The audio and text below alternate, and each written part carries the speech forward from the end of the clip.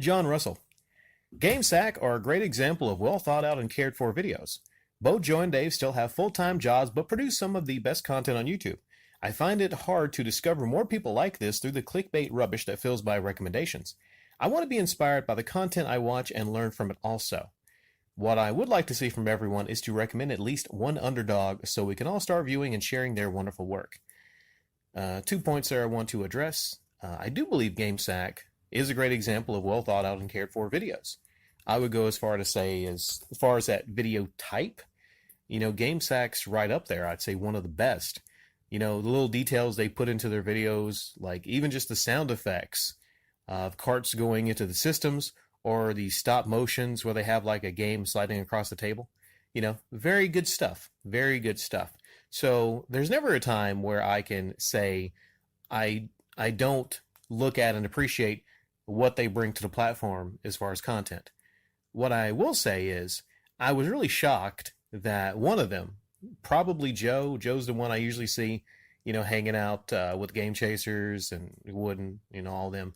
Joe came here, left a comment calling me frightening, specifically, and he was seen. I don't know if he was in character or not. I would say he's probably in character because he came here saying I was frightening, almost like somebody said it just didn't sound like him, or it sounded like someone else wrote it.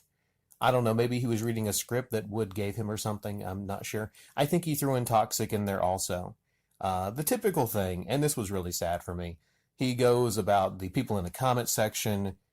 I want to believe it really wasn't him, and maybe it was just somebody else that wrote like a little script for him to come here and say. And that was really sad. That was really sad. And he also said he was disappointed in me, right?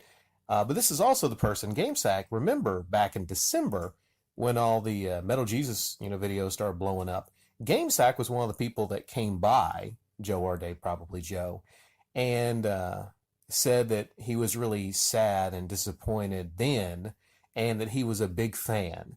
And he left in some kind of a comment like, there's only one radical YouTuber, I follow, and that's Radical Reggie. But, that was just BS.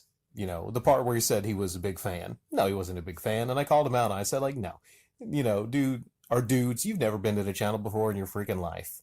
The only reason I got notices is because, well, people started noticing the videos. And they started calling you and a lot of, your buddies out for, stuff that they found to be disingenuous or, things like e-begging. So, John, what you got to do is you got to separate the content from the content creator. I can look at content and I can be critical of that separately than the content creator. Whereas a lot of people just kind of smush them all together, I could tell you all kind of things about, that comment that Joe and or Dave left me, and I could break it down, and a lot of you would feel differently about the content on their channel. But I would say don't. Let the content stand on its own, and criticize the person separately.